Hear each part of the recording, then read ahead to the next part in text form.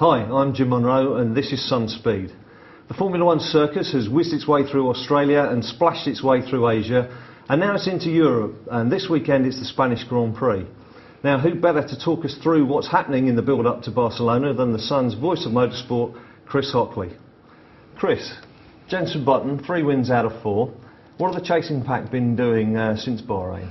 Well, hiya Jim. They've all been really busy back at the factories trying to play catch-up on the double-deck diffusers that Braun, Toyota and Williams have been using so far this season. Yeah. And Barcelona, the Spanish Grand Prix, is going to be the first time we really see the pecking order this year, so it's going to be really exciting.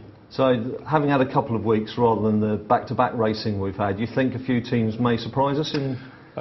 Yes, I don't know about surprise because I think the big hitters will be back. I think we've got to look for McLaren and Lewis again. They've been pecking away anyway, the distance between them and Braun, and expect them to come back with a bang this weekend. So Jenson under pressure this time, perhaps? He knows it too. He's been saying that it hasn't exactly been easy so far this year, but he knows that this is where Barcelona is where he's going to really see whether he can maintain his challenge for the World Championship.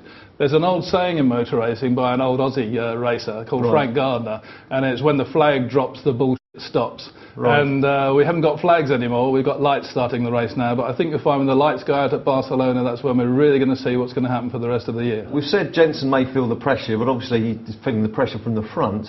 There's a couple of drivers, we're only up to race 5, and they're feeling the pressure as to whether their future could be in F1 or not.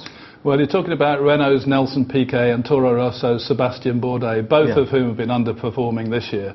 And unfortunately, for the second year in a row, they are under huge pressure this weekend to come up with a result. There's a number of drivers waiting in the wings who could take their place, and I'm sure the team managers of both teams are looking carefully at possible replacements. They can't allow this to carry on. Any names in the frame you can reveal to us as possible drivers new to the F1 circuit? Well, there's one obvious one who's not actually new to the F1 circuit. It's Takuma Sato, who tested for Toro Rosso before the start of the season. He's faster than Bourdais. He'll be hovering in the wings because he has some major backing from Japan, and I'm sure they'll be quite keen on him. Yeah. Another one I'd love to see is Anthony Davidson, British driver. He's been relegated to just doing radio for Radio 5 Live this year, but a very quick driver who hasn't really been given a chance. Right. And there's one more very interesting one. I was at Brands Hatch last weekend to see the A1 Grand Prix meeting. Yeah. And Adam Carroll, the Ulsterman, won the championship, and he just looked head and shoulders over everybody else. I think Adam Carroll's the real deal, and I really hope someone gives him a chance soon. Right, so you actually are paying attention to the race and not just the girls who were draped over you who were judging the beauty contest? Well, I had a little interval judging the beauty contest, Jim, but of course it didn't compare to the excitement of the race. Obviously not. Tell us, the proposals for a £40 million cap on the F1 teams, can you enlighten us? What's that all about? Well, that's going to be a big deal for next year, Jim. Basically, what the FIA are saying is that the teams who stay within a £40 million budget cap can have a lot more freedom in testing and engineering and things like that. And the teams, the big spending teams that go above that, will have severe restrictions.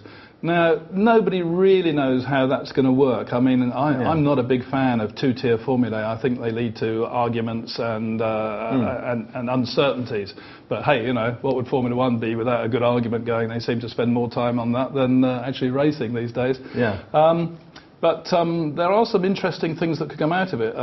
Maybe the lower budget cap will bring in a lot of new teams. Anyone who's sniffing around at the moment? Or? Well, there are 6 queuing up already because it looks like we might get 3 new teams next year, which would be fantastic for all of us. Right, is that regardless of this cap? Or? No, it's depending on the budget cap because obviously the new teams are looking at it because they can afford to get into it, which they haven't been able to until now. Yeah. Some very exciting names, a couple of great teams from GP2, the feeder formula for Formula One. Yeah. Very exciting news from America. We might get an all-American Formula One team, which would be really good for all of us. Yeah. And also ProDrive, led by a guy called David Richards, who's been in Formula One before as manager of BAR. He's looking to come in. Now, Dave Richards is actually also the head of Aston Martin, and wouldn't it be marvellous if we could have Aston Martin in Grand Prix racing next year? Excellent. James Bond. They need to get David Coulthard, someone with a Scottish accent to drive it, perhaps. You're thinking of Sean Connery, obviously. The best James Bond. I'm sure there are plenty of Scots drivers out there, Jim, who'd like to whip their kilts off and get into a pair of racing overalls, aren't you?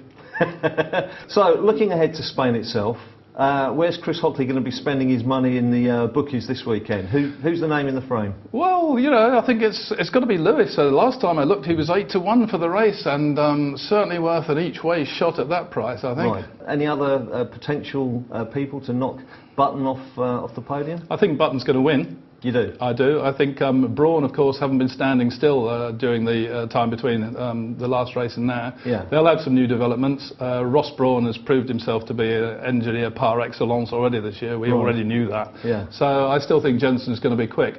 It's just going to be intriguing to see how the big hitters catch up. OK. Well, thanks as always, Hockers.